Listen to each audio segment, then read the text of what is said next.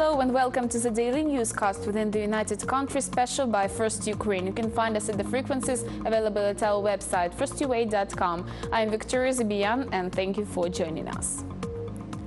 Last day, separatists used weapons prohibited by Minsk agreements again. No one of Ukrainian soldiers died, no one wounded. It was reported by the ATO headquarters. Near Avdeevka, upon the strong points, enemy opened fire 3 times with 120mm mortars and 1 time with anti-aircraft mount. Also, our positions near the settlement of Pisky under gunfire from mortars of 120mm caliber. In addition, sniper kept fire at strong point near the village Opetne. Also, upon the positions near the town Krasnohorivka of Mariinsky district, illegal armed groups opened machine gunfire.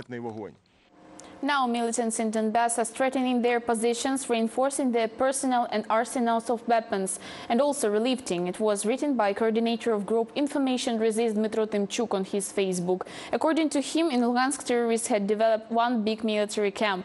Now there are near 6,000 military men in the city. There are Russian soldiers and Russian mercenaries who are pretending local bandits. More 3,000 soldiers are relifting in the area of Stanitsa Luhanska, in the Donetsk region, in the area of Shirokino. A tactical group of 120 soldiers had been thrown over, and there are new tanks in Novatoshkivka. Mr. Tymchuk writes that terrorists get help from Russia.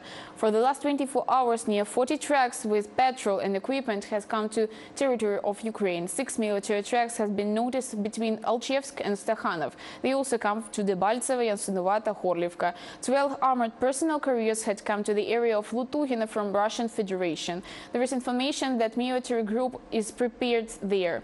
And to the south from the Lugansk, terrorists concentrated their artillery divisions. Information Resist reports that the industrial area of Donetsk military destroys their repair base of armored equipment. It is relieved to the side of Makiivka, farther from the front line. Also, ATO headquarters reports about the movement of separatist military equipment. According to our intelligence service, over the past few days through the checkpoint of Zhansk towards the city Debaltsevo, from Russia proceeded 50 military trucks Ural and 20 armored infantry vehicles with personnel. And through the railway station of Zhansk in the city of Sverdlovsk in Lugansk region, from Russia proceeded freight train of 40 rail cars, which housed military equipment covered with awnings. Foreign citizen has been detained in Odessa for illegal keeping of weapons. It was reported by the Regional Department of Ministry of Internal Affairs.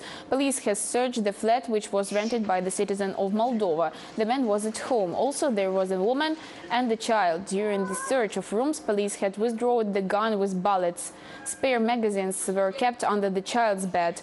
He didn't resist and even showed the place where the weapon was. He explained that he had found all this outside and wanted to pass it to the police. Citizen of the Republic of Moldova was detained. Criminal proceedings were initiated under Article 263 of the Criminal Code. As a measure of restraint, custody was remade by Primorsky District Court in Odessa. The ammunition park has been found out by representatives of Security Service of Ukraine in Dnipropetrovsk region. It was located on the wayside of the highway near the city of Novomoskovsk. As we can see, representatives of Security Service are coming into the wooden area and opening the cover. It is under the crust and branches. Their weapons are in the polyethylene. 2 grenade launchers, 10 grenades and TNT block have been withdrawn. Fearless Guardsman is on work. Military trainings had begun on Yavorivsky ground in Lviv region. They were opened by President Petro Poroshenko. National Guard will be trained by American, British, Canadian and Polish instructors. They will be taught how to organize the defense, find out the positions of terrorists, provide medical assistance and react on shootings. Last week, Russia claimed that the presence of foreign military men is seriously undermines the situation in Ukraine. The training mission of USA was postponed several times because it could have interfered the signing of Minsk agreements. New spring session of Parliamentary Assembly of the CE has begun its work in Strasbourg, and again without the Nadia Savchenko. During the opening ceremony, President of Parliamentary Assembly of the CE, Ann Brasser, encouraged Russia to free the member of Ukrainian delegation, pilot at MP of Ukrainian Parliament. It's a pity that Russia did not allow Ms. Savchenko to visit the session. Russian delegation did not come to the session. It has no right to participate in sessions of the Assembly. During the 6 months, Moscow doesn't react act on resolutions Parliamentary Assembly of the CE to leave Crimea, stop the aggression in Donbass and to release all captives. The discussion about the returning of Russian delegation is postponed on June. Lace dresses, silver bags and porcelain dolls. The exhibition of the end of 19th, beginning of 20th centuries is opened in Kyiv. The collection is under the title Modern, the Age of Womanhood. Our journalist is ready to share all details with you. Luxurious dresses, hats, toys and clothes. 40 costumes of modern ages are represented in the Kyiv Museum of History. Only rich women could let themselves such clothes, because these dresses were rather expensive at that time. You can see that the fabrics of these dresses are really good: natural velvet, silk, satin.